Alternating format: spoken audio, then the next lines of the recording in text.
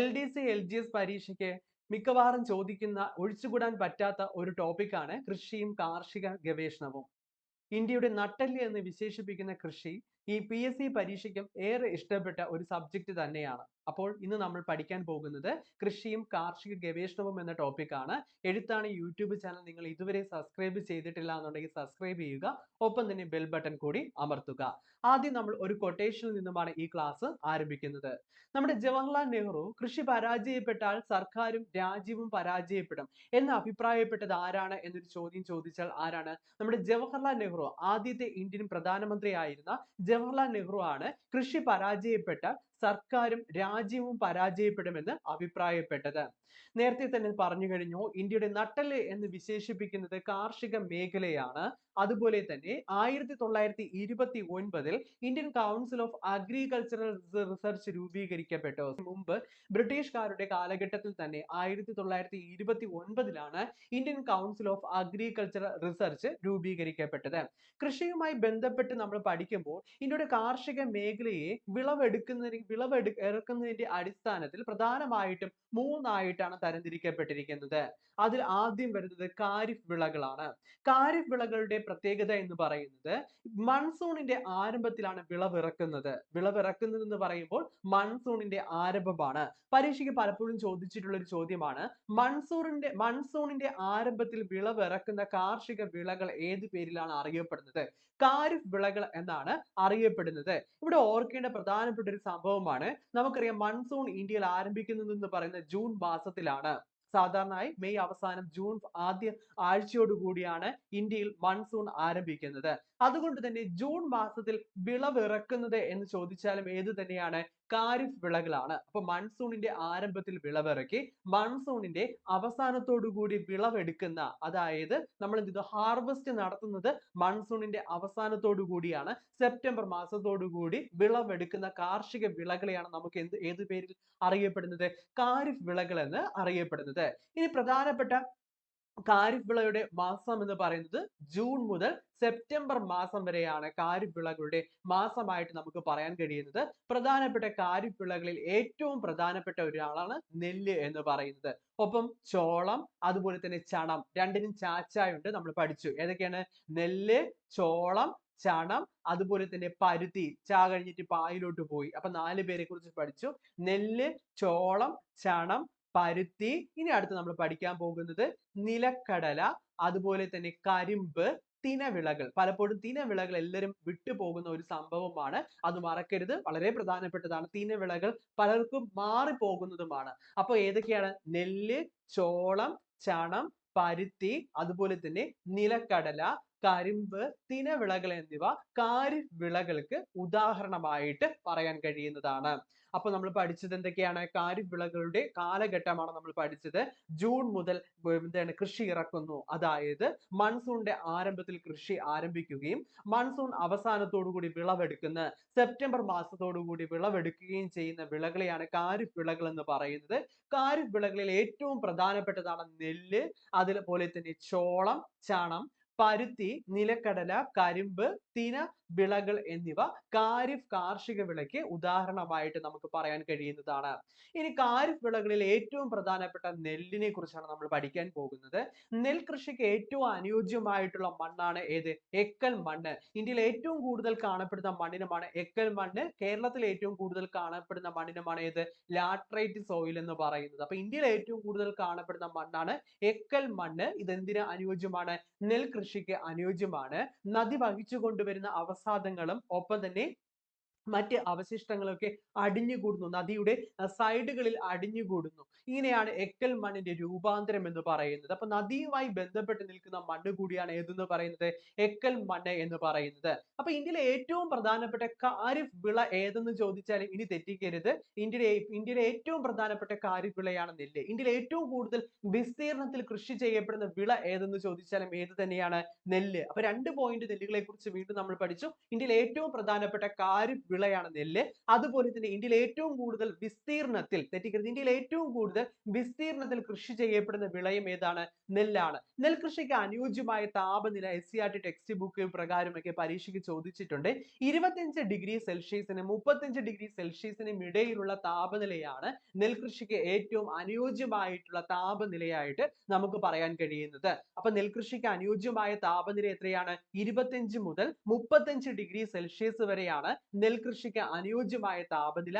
ഇന്ത്യയിൽ ഏറ്റവും കൂടുതൽ വിസ്തീർണത്തിൽ കൃഷി ചെയ്യപ്പെടുന്ന വിള ഏതെന്ന് ചോദിച്ചാലും നെല്ലാണ്. ഇന്ത്യയിൽ ഏറ്റവും പ്രധാനപ്പെട്ട ഖാരിഫ് വിള ഏതെന്ന് ചോദിച്ചാലും നെല്ലാണ്. ഇന്ത്യയിൽ ഏറ്റവും വ്യാപകമായി ഉപയോഗിക്കുന്ന ധാന്യം ഏത് എന്ന് ചോദിച്ചാലും ഏതാണ്? അരിയാണ്. തെറ്റിക്കരുത്. ഇന്ത്യയിൽ ഏറ്റവും വ്യാപകമായി ഉപയോഗിക്കുന്ന ധാന്യവും ഏതാണ്? അരിയാണ്. അടുത്തത് IR8 നെല്ലിനം. നമുക്ക് എല്ലാവർക്കും അറിയാം IR8 എന്ന് പറയുന്നത് ഒരു നെല്ലിനമാണ്. മിറക്കിൾ റൈസ് എന്നറിയപ്പെടുന്ന നെല്ലിനം ഏതാണ്? പരീക്ഷയ്ക്ക് ചോദിക്കാം. മിറക്കിൾ റൈസ് എന്നറിയപ്പെടുന്ന നെല്ലിനത്തെയാണ് നമ്മൾ ഏതെന്ന് പറയുന്നത്? IR8 എന്ന പേരിൽ അറിയപ്പെടുന്നത്. മിറക്കിൾ റൈസ് എന്നറിയപ്പെടുന്ന നെല്ലിനമാണ് IR8 എന്ന പേരിൽ അറിയപ്പെടുന്നത്. ഇന്ത്യയുടെ നെല്ലറ എന്നറിയപ്പെടുന്നത് ഏത് സംസ്ഥാനത്തെയാണ് ഇന്ത്യയുടെ നെല്ലറ എന്ന് വിശേഷിപ്പിച്ചിരിക്കുന്നത്? ആന്ധ്രാപ്രദേശിനെയാണ് ഇന്ത്യയുടെ നെല്ലറ എന്ന് വിശേഷിപ്പിച്ചിരിക്കുന്നത്. തമിഴ്നാടിന്റെ അരിക്കിണ്ണം എന്നറിയപ്പെടുന്നത് ഏതാണ്? തഞ്ചാവൂരിനെയാണ് തമിഴ്നാടിന്റെ അരിക്കിണ്ണം എന്നറിയപ്പെടുന്നത്. അപ്പൊ ഇന്ത്യയുടെ നെല്ലറ എന്ന് വിശേഷിപ്പിക്കുന്നത് ആന്ധ്രാപ്രദേശിനെ, തമിഴ്നാടിന്റെ അരിക്കിണ്ണം എന്നറിയപ്പെടുന്നത് തഞ്ചാവൂരിനെ, തെക്കേ ഇന്ത്യയുടെ ദാനിപുര എന്നും തഞ്ചാവൂരിനെ അറിയപ്പെടുന്നുണ്ട്. അപ്പൊ തഞ്ചാവൂരുമായിട്ട് രണ്ട് ഫാക്റ്റുകൾ നെല്ലുമായി ബന്ധപ്പെടുത്തി നമുക്ക് പറയാം. തമിഴ്നാടിന്റെ അരിക്കിണ്ണം എന്നും തെക്കേ ഇന്ത്യയുടെ ദാനിപുര എന്നും വിശേഷിപ്പിക്കുന്നത് തഞ്ചാവൂരിനെയാണ്. മധ്യ ഇന്ത്യയുടെ നെൽപാത്രം എന്നറിയപ്പെടുന്നത് ഛത്തീസ്ഗഡ്. മാപ്പ് നോക്കിയാൽ നമുക്കറിയാം ഛത്തീസ്ഗഡ് എവിടെയായിട്ടാണ് വരുന്നതെന്ന്. അതുകൊണ്ട് തന്നെ മധ്യ ഇന്ത്യയുടെ നെൽപാത്രം എന്നറിയപ്പെടുന്ന സംസ്ഥാനം ഏതാണ്? ഛത്തീസ്ഗഡ്. ഇന്ത്യയുടെ നെൽപാത്രം എന്നറിയപ്പെടുന്ന സംസ്ഥാനം ഏതാണ്? ആന്ധ്രാപ്രദേശ്. മധ്യ ഇന്ത്യയുടെ നെൽപാത്രം എന്നറിയപ്പെടുന്നത് ഛത്തീസ്ഗഡ് ആണ്. ദക്ഷിണേന്ത്യയുടെ അരിക്കിണ്ണം എന്നറിയപ്പെടുന്ന പ്രദേശം ഏത് എന്ന് ചോദിച്ചാൽ കൃഷ്ണ ഗോദാവരി ഡെൽറ്റയാണ്. നമുക്കറിയാം കൃഷ്ണ ഗോദാവരി നദികൾ കിഴക്കോട്ടാണ് ഒഴുകി അവസാനിക്കുന്നത്. ബേ ഓഫ് ബംഗാളിൽ പതിക്കുന്ന നദികളാണ് കൃഷ്ണയും ഗോദാവരിയും. ഈ രണ്ട് നദികൾ ഒഴുകി ബേ ഓഫ് ബംഗാളിൽ എത്തുന്നതിന് മുമ്പ് തന്നെ ഈ നദികൾ വഹിച്ചു കൊണ്ടുവരുന്ന അവസാദവും എക്കൽ മണ്ണും എല്ലാം തന്നെ ബേ ഓഫ് ബംഗാളിൽ എത്തുന്നതിന് മുമ്പ് തന്നെ ഡെപ്പോസിറ്റ് ചെയ്യപ്പെടുന്നു, നിക്ഷേപിക്കപ്പെടുന്നു നദിക്കരയിൽ. ഇങ്ങനെ നിക്ഷേപിക്കുന്നതിന്റെ ഫലമായിട്ട് അവിടെ എന്ത് രൂപാന്തരം കൊള്ളുന്നു? ഡെൽറ്റ എന്ന് ഫോം ചെയ്യുന്നു, ഡെൽറ്റ രൂപാന്തരം കൊള്ളുന്നു. ഇതെന്ന് പറയുന്നത് നെൽകൃഷിക്ക് അനുയോജ്യമായ ഒരു ഭൂപ്രദേശമായിട്ട് മാറുന്ന കാഴ്ചയാണ് നമുക്ക് ഇവിടെ കാണാൻ കഴിയുന്നത്. അതുകൊണ്ട് തന്നെ ദക്ഷിണേന്ത്യയുടെ അരിക്കിണ്ണം എന്നറിയപ്പെടുന്ന ഭൂപ്രദേശം ഏത് എന്ന് ചോദിച്ചാലും കൃഷ്ണ ഗോദാവരി ഡെൽറ്റയാണ് നമുക്ക് പറയാൻ കഴിയുന്നത്. അതുപോലെ തന്നെ ഇന്ത്യയിൽ ദേശസൂചക പദവി ലഭിച്ച ആദ്യത്തെ അരിയാണ് പൊക്കാളി അരി എന്ന് പറയുന്നത്. ഇന്ത്യയിൽ ദേശസൂചക പദവി ലഭിച്ച ആദ്യത്തെ അരി ഏതാണ്? പൊക്കാളി അരിയാണ് ഇന്ത്യയിൽ ദേശസൂചക പദവി ലഭിച്ച ആദ്യത്തെ അരിയായിട്ട് നമുക്ക് പറയാൻ കഴിയുന്നത്. ഇനി നമുക്ക് പഠിക്കാൻ പോകുന്നത് റാബി വിളകളെ കുറിച്ചാണ്. ഇനി ഖാരിഫ് വിളകൾ ഒരിക്കലും തെറ്റിക്കരുത്. സെപ്റ്റംബർ മാസത്തോടു കൂടിയാണ് നമ്മൾ ഹാർവെസ്റ്റ് നടത്തുന്നത്. വിളവ് ഇറക്കുന്നത് എപ്പോഴാണ്? ജൂൺ മാസത്തിൽ, മൺസൂണിന്റെ ആരംഭത്തിലാണ്. അപ്പൊ മൺസൂണുമായി ജലവുമായി ബന്ധപ്പെട്ട് നിൽക്കുന്നതാണ് ഏത്? ഖാരിഫ് വിളകളെങ്കിൽ റാബി വിളകളെ കുറിച്ചാണ് നമ്മൾ നോക്കാൻ പോകുന്നത്. മഞ്ഞുകാലത്തിന്റെ ആരംഭം. നമ്മൾ ഖാരിഫ് വിളകൾ സെപ്റ്റംബറോടുകൂടി മൺസൂൺ പിൻവാങ്ങുന്നതോടുകൂടി ഹാർവെസ്റ്റ് നടത്തുന്നതെങ്കിൽ അത് കഴിഞ്ഞിട്ട് ഇന്ത്യയിൽ രൂപം കൊള്ളുന്നത് മറ്റൊരു കാലാവസ്ഥയാണ് ശൈത്യകാലം എന്ന് പറയുന്നത്. ശൈത്യകാലത്തിന്റെ ആരംഭം മുതൽ വിളവിറക്കി വേനലിന്റെ ആരംഭത്തിൽ, വേനൽ ആരംഭിക്കുന്നത് ഡിസംബർ ജനുവരി മാസങ്ങളിലാണ് വേനൽ ആരംഭിക്കുന്നത്. ഈ ജനുവരി മാസത്തോടു കൂടി വിള എടുക്കുന്ന കാർഷിക വിളകളാണ് റാബി വിളകൾ എന്ന് പറയുന്നത്. റാബി വിളകളിൽ ഏറ്റവും എടുത്തു പഠിക്കേണ്ട ഒന്നാണ് ആര്? ഗോതമ്പ്. റാബി വിളകളിൽ ഏറ്റവും പ്രധാനപ്പെട്ടതാണ് ഗോതമ്പ്, കടുക്, പയറുവർഗ്ഗങ്ങൾ, പുകയില. ഈ പയറുവർഗ്ഗങ്ങൾ റാബി വിളകളിൽ പെട്ടതാണ്. തിനവർഗ്ഗങ്ങൾ എന്ന് പറയുന്നത് ഖാരിഫ് വിളകളിൽ പെട്ടതാണ്. പലരും തെറ്റിച്ച് പഠിക്കാറുണ്ട്. തെറ്റിക്കരുത്. റാബി വിളകളിലാണ് പയറുവർഗ്ഗങ്ങൾ വരുന്നത്. അതേസമയം ഏതാണ്? തിനവർഗ്ഗങ്ങൾ എല്ലാം തന്നെ ഖാരിഫ് വിളകളാണ്. പ്രധാനപ്പെട്ട 4 റാബി വിളകളാണ് ഗോതമ്പ്, കടുക്, പുകയില, പയറുവർഗ്ഗങ്ങൾ എന്നിവ പ്രധാനപ്പെട്ട 4 റാബി വിളകൾക്ക് ഉദാഹരണമായിട്ട് പറയാൻ കഴിയുന്നതാണ്. അപ്പൊ ഇന്ത്യയിലെ ഏറ്റവും പ്രധാനപ്പെട്ട റാബി വിള ഏതെന്ന് ചോദിച്ചാൽ ഏത് തന്നെയാണ്? ഗോതമ്പാണ് ഇന്ത്യയിലെ ഏറ്റവും പ്രധാനപ്പെട്ട റാബി വിള ഗോതമ്പ് ഏറ്റവും കൂടുതൽ ഉൽപ്പാദിപ്പിക്കുന്ന സംസ്ഥാനം ഏതാണ്? ഉത്തർപ്രദേശ് ആണ്. ഇന്ത്യയിൽ ഏറ്റവും കൂടുതൽ ഗോതമ്പ് ഉൽപ്പാദിപ്പിക്കുന്ന മേഖല ഏത് എന്ന് ചോദിച്ചാൽ വടക്ക് പടിഞ്ഞാറൻ സമതല പ്രദേശങ്ങൾ. ഇന്ത്യയുടെ വടക്ക് നമുക്കറിയാം, ഇന്ത്യയുടെ വടക്ക് പടിഞ്ഞാറ് ഈ വരയ്ക്കപ്പെട്ട പ്രദേശം വടക്ക് പടിഞ്ഞാറ് സമതല പ്രദേശങ്ങൾ, പ്രധാനമായി സിന്ധുവും അതിന്റെ പോഷക നദികളും ഒഴുകുന്ന പ്രദേശങ്ങളാണ് വടക്ക് പടിഞ്ഞാറ് പ്രദേശങ്ങൾ. അല്ല, ഈ വടക്ക് പടിഞ്ഞാറൻ സമതല പ്രദേശങ്ങൾ പ്രധാനമായി പഞ്ചാബ് പ്രദേശമൊക്കെയാണ് ഇവിടെ വരുന്നത്. ഈ പ്രദേശങ്ങളാണ് ഇന്ത്യയിൽ ഏറ്റവും കൂടുതൽ ഗോതമ്പ് ഉൽപ്പാദിപ്പിക്കുന്ന മേഖലയായിട്ട് നമുക്ക് പറയാൻ കഴിയുന്നത്. ഗോതമ്പ് ഏറ്റവും കൂടുതൽ ഉൽപ്പാദിപ്പിക്കുന്ന സംസ്ഥാനം ഏത് എന്ന് ചോദിച്ചാൽ ഏതാണ്? ഉത്തർപ്രദേശ് ആണ് ഗോതമ്പ് ഏറ്റവും കൂടുതൽ ഉൽപ്പാദിപ്പിക്കുന്നത്. ഇനി നമ്മൾ പഠിക്കാൻ പോകുന്നത് സൈദ് വിളകളെ കുറിച്ചാണ്. സൈദ് വിളകൾ എന്ന് പറയുന്നത് വേനൽ ആരംഭിക്കുമ്പോൾ, ഇന്ത്യയിൽ വേനൽ ആരംഭിക്കുന്നത് എപ്പോഴാണ്? മാർച്ച് മാസത്തിലാണ് വേനൽ ആരംഭിക്കുന്നത്. വേനൽ ആരംഭത്തോടെ വിളവിറക്കി മൺസൂണിന്റെ ആരംഭത്തിൽ വിളവെടുക്കുന്ന കാർഷിക വിളകളെയാണ് നമ്മൾ ഏത് പേരിൽ അറിയപ്പെടുന്നത്? ഏത് പേരിൽ പറയുന്ന? സൈദ് എന്ന പേരിൽ പറയുന്നത്. അപ്പൊ മൺസൂൺ ആരംഭിക്കുന്നത് നമുക്ക് സ്വാഭാവികമായിട്ട് അറിയാം ജൂൺ മാസത്തിലാണ്. അപ്പൊ മെയ് അവസാനത്തോടുകൂടി, മെയ്യുടെ അവസാന ആഴ്ചകളോട് കൂടി തന്നെ നമ്മൾ എന്ത് ചെയ്യുന്നു? ഹാർവസ്റ്റ് നടത്തുന്ന വിളകളാണ് ഏതെന്ന് പറയുന്നത്? സൈദ് വിളകളിൽ ഏറ്റവും പ്രധാനപ്പെട്ടതാണ് ആരെന്ന് പറയുന്നത്? പ്രധാനപ്പെട്ട പഴവർഗ്ഗങ്ങൾ, പച്ചക്കറികൾ. പ്രധാനപ്പെട്ട സൈദ് വിളകൾ പഴവർഗ്ഗങ്ങൾ, പച്ചക്കറികൾ എന്നിവ പ്രധാനപ്പെട്ട സൈദ് വിളകളാണ്. സൈദ് കാർഷിക വിളവെടുപ്പ് നടത്തുന്നത് ജൂൺ മാസത്തിലാണ്. സൈദ് കാർഷിക വിളവെടുപ്പ് നടത്തുന്ന മാസം എന്ന് പറയുന്നത് ജൂൺ മാസത്തിലാണ്. പ്രധാനപ്പെട്ട സൈദ് വിളകൾ പഴവർഗ്ഗങ്ങളും പച്ചക്കറികളുമാണ്. ഇത് രണ്ടും പഠിക്കാൻ എളുപ്പമാണ്. വേനൽക്കാലത്താണ് ഇത് വിളവ് സ്റ്റാർട്ട് ചെയ്യുന്നത്. കൃഷി ആരംഭിക്കുന്നത് വേനൽക്കാലത്താണ്. സൈദ് കാർഷിക വിളവെടുപ്പ് നടത്തുന്നത് ജൂൺ മാസത്തിലാണ്. അടുത്തത് 1998 കിസാൻ ക്രെഡിറ്റ് കാർഡ് നടപ്പിലാക്കപ്പെട്ടത്. അപ്പൊ ഇന്ത്യയിൽ കിസാൻ ക്രെഡിറ്റ് കാർഡ് നടപ്പിലാക്കപ്പെട്ടത് എന്നാണ്? 1998 കിസാൻ ക്രെഡിറ്റ് കാർഡ് നടപ്പിലാക്കപ്പെട്ടത്. പ്രത്യേക കാർഷിക മേഖലകൾ സ്ഥാപിച്ച ആദ്യ ഇന്ത്യൻ സംസ്ഥാനമാണ് ഉത്തരാഖണ്ഡ്. 2011 ഉത്തരാഖണ്ഡിൽ പ്രത്യേക കാർഷിക മേഖലകൾ സ്ഥാപിക്കപ്പെട്ടത്. ഇന്ത്യയുടെ സുഗന്ധ വ്യഞ്ജന തോട്ടം എന്നറിയപ്പെടുന്ന സംസ്ഥാനം ഏതാണ്? നമ്മുടെ സ്വന്തം കേരളമാണ്. അതുപോലെ തന്നെ പൂർവ്വ ദിക്കിലെ ഏലത്തോട്ടം എന്ന വിശേഷണവും ആർക്കുണ്ട്? നമ്മുടെ കേരളത്തിനുണ്ട്. വാണിജ്യ അടിസ്ഥാനത്തിൽ ഇന്ത്യയിൽ ആദ്യമായി റബ്ബർ കൃഷി തുടങ്ങിയ സംസ്ഥാനം ഏതാണ്? കേരളമാണ്. ഇന്ത്യയിൽ ഏത് സംസ്ഥാനമാണ് റബ്ബർ ഉൽപാദനത്തിൽ ഒന്നാം സ്ഥാനം നിൽക്കുന്നത് എന്ന് ചോദിച്ചാലും ഏതാണ്? കേരളമാണ്. അപ്പൊ കേരളവുമായി ബന്ധപ്പെട്ട് എന്തൊക്കെയാണ് നമ്മൾ പഠിച്ചത്? ഇന്ത്യയുടെ സുഗന്ധ വ്യഞ്ജന തോട്ടം എന്നറിയപ്പെടുന്നു. പൂർവ്വ ദിക്കിലെ ഏലത്തോട്ടം എന്നറിയപ്പെടുന്നതും കേരളമാണ്. വാണിജ്യ അടിസ്ഥാനത്തിൽ ഇന്ത്യയിലെ ആദ്യമായി റബ്ബർ കൃഷി തുടങ്ങിയ സംസ്ഥാനം കേരളമാണ്. ഇന്ത്യയിൽ റബ്ബർ ഉൽപാദനത്തിൽ ഒന്നാം സ്ഥാനം നിൽക്കുന്ന സംസ്ഥാനം ഏത് എന്ന് ചോദിച്ചാലും ഏതാണ്? കേരളമാണ്. അപ്പൊ ഇന്ത്യയുടെ ധാന്യ കലവറ എന്നറിയപ്പെടുന്ന സംസ്ഥാനം ഏതാണ്? പഞ്ചാബാണ് ഇന്ത്യയുടെ ധാന്യ കലവറ. ഇന്ത്യ അരി ഉൽപാദനം, അരിക്കിണ്ണം എന്നൊക്കെ പറയുന്നത് ആന്ധ്രാപ്രദേശ് ആണ്. പക്ഷെ ധാന്യം എന്ന് പറയുമ്പോൾ അവിടെ ഗോതമ്പും അരിയും എല്ലാം വരുന്നുണ്ട്. അതുകൊണ്ട് തന്നെ ഇന്ത്യയുടെ ധാന്യ കലവറ എന്ന് വിശേഷിപ്പിച്ചിരിക്കുന്നത് പഞ്ചാബാണ്. കർഷകർക്ക് സോയിൽ ഹെൽത്ത് കാർഡ് നൽകിയ ആദ്യ സംസ്ഥാനവും ആരാണ്? പഞ്ചാബാണ്. കർഷകർക്ക് സോയിൽ ഹെൽത്ത് കാർഡ് ആദ്യമായിട്ട് നടപ്പിലാക്കപ്പെട്ടത്. ഉത്തരേന്ത്യയിൽ ആദ്യമായി വിള ഇൻഷുറൻസ് ഏർപ്പെടുത്തിയതും, വിളകൾക്ക് ഇൻഷുറൻസ് ആദ്യമായി ഏർപ്പെടുത്തിയ സംസ്ഥാനം ഏതാണ്? ഹരിയാനയാണ്. ഉത്തരേന്ത്യയിൽ ആദ്യമായി വിള ഇൻഷുറൻസ് ഏർപ്പെടുത്തിയത് ഹരിയാന. പഞ്ചാബും ഹരിയാനയും അടുത്തടുത്ത് നിൽക്കുന്ന സംസ്ഥാനമാണ്. നമ്മൾ അടുത്തടുത്ത് തന്നെ പഠിച്ചു പോകുന്നു. ഇന്ത്യയുടെ ധാന്യ കലവറയും കർഷകർക്ക് സോയിൽ ഹെൽത്ത് കാർഡ് നടപ്പിലാക്കപ്പെട്ടത് പഞ്ചാബാണ്. അതുപോലെ ഇന്ത്യയിലെ തേയിലത്തോട്ടം എന്നറിയപ്പെടുന്ന സംസ്ഥാനമാണ് ഏത്? ആസാം. ഇന്ത്യയിൽ തേയിലയും കാപ്പിയും കൃഷി ചെയ്യുന്ന പ്രദേശമാണ് ദക്ഷിണേന്ത്യ. അവിടെ ഓർക്കുക, ഇന്ത്യയിൽ ഏറ്റവും കൂടുതൽ തേയിലയും കാപ്പിയും കൃഷി ചെയ്യുന്ന പ്രദേശം ഏത് എന്ന് ചോദിച്ചാൽ ദക്ഷിണേന്ത്യ. ഇന്ത്യയിലെ തേയിലത്തോട്ടം എന്നറിയപ്പെടുന്ന സംസ്ഥാനം ഏത് എന്ന് ചോദിച്ചാൽ ആസാം. ഇന്ത്യയിൽ ഏറ്റവും കൂടുതൽ തേയില ഉൽപ്പാദിപ്പിക്കുന്ന സംസ്ഥാനം കൂടിയാണ് ഏത്? ആസാം എന്ന് പറയുന്നത്. ഓക്കെ, ഇന്ത്യയിൽ ഏത് ഭാഗമാണ് രാജ്യത്തെ തേയിലയുടെ 4/3 ഉൽപ്പാദിപ്പിക്കുന്നത്? വടക്ക് കിഴക്കൻ ഇന്ത്യയിൽ. ഇന്ത്യയുടെ വടക്ക് കിഴക്കൻ പ്രദേശങ്ങളിലാണ് ഏറ്റവും കൂടുതൽ തേയില ഉൽപ്പാദിപ്പിക്കുന്നത്. അപ്പൊ ഇന്ത്യയുടെ ഏത് ഭാഗമാണ് രാജ്യത്ത് തേയിലയുടെ 4/3 ഉൽപ്പാദിപ്പിക്കുന്നത് എന്ന് ചോദിച്ചാൽ വടക്ക് കിഴക്കൻ ഇന്ത്യയാണ്. ഈ വടക്ക് കിഴക്കൻ ഇന്ത്യയിലാണ് ആര് വരുന്നത്? ആസാം വരുന്നത്. ഇന്ത്യയിൽ ഏറ്റവും കൂടുതൽ തേയില ഉൽപ്പാദിപ്പിക്കുന്ന സംസ്ഥാനം ഏത് എന്ന് ചോദിച്ചാലും ആസാമാണ്. ഇന്ത്യയിൽ തേയിലയും കാപ്പിയും കൃഷി ചെയ്യുന്ന പ്രദേശം ഏത് എന്ന് ചോദിച്ചാൽ ദക്ഷിണേന്ത്യയാണ്. ഹജ്ജിന് പോയിട്ട് തിരികെ വരവെ 17ാം ശതകത്തിൽ ഏത് രാജ്യത്ത് നിന്നുമാണ് ബാബ ബുദാൻ കാപ്പി വിത്തുകൾ ഇന്ത്യയിലേക്ക് കൊണ്ടുവന്നത്? യമൻ എന്ന് പറയുന്ന രാജ്യം. നമ്മൾ ഹിസ്റ്ററിയിലേക്ക് ഒന്ന് കടന്നു. ഹിസ്റ്ററി പരിശോധിക്കുമ്പോൾ ബാബ ബുദാൻ യമൻ എന്ന് പറയുന്ന രാജ്യത്ത് നിന്നുമാണ് ഹജ്ജിന് പോയിട്ട് തിരികെ വരവെ 17ാം ശതകത്തിൽ ഇന്ത്യയിൽ കാപ്പി വിത്തുകൾ കൊണ്ടുവരുന്നത്. 17ാം നൂറ്റാണ്ടിലാണ്. കാപ്പിയുമായി ബന്ധപ്പെടുത്തി പറയാം, ഇന്ത്യയിൽ ഏറ്റവും കൂടുതൽ കാപ്പി ഉൽപ്പാദിപ്പിക്കുന്ന സംസ്ഥാനമാണ് ദക്ഷിണേന്ത്യൻ സംസ്ഥാനമായിട്ടുള്ള കർണാടകത്തിലാണ് ഇന്ത്യയിൽ ഏറ്റവും കൂടുതൽ കാപ്പി ഉൽപ്പാദിപ്പിക്കുന്നത്. ഇന്ത്യയിൽ ആദ്യമായി കാപ്പി കൃഷി നടത്തിയതും ആദ്യമായിട്ട് കാപ്പി കൃഷി ആരംഭിച്ചത് ഈ ബാബ ബുദൻ കുന്നുകൾ നമുക്ക് കർണാടകത്തിലാണ് കാണാൻ കഴിയുന്നത്. ഇന്ത്യയിൽ ഏറ്റവും കൂടുതൽ പട്ട് ഉൽപ്പാദിപ്പിക്കുന്ന സംസ്ഥാനവും ആര് തന്നെയാണ്? കർണാടകമാണ്. അപ്പൊ കർണാടകം ഇന്ത്യയിൽ ഏറ്റവും കൂടുതൽ കാപ്പി ഉൽപ്പാദിപ്പിക്കുന്നു. ഇന്ത്യയിൽ ആദ്യമായി കാപ്പി കൃഷി ആരംഭിക്കുന്നതും കർണാടകത്തിലെ ബാബ ബുദാൻ ആണ്.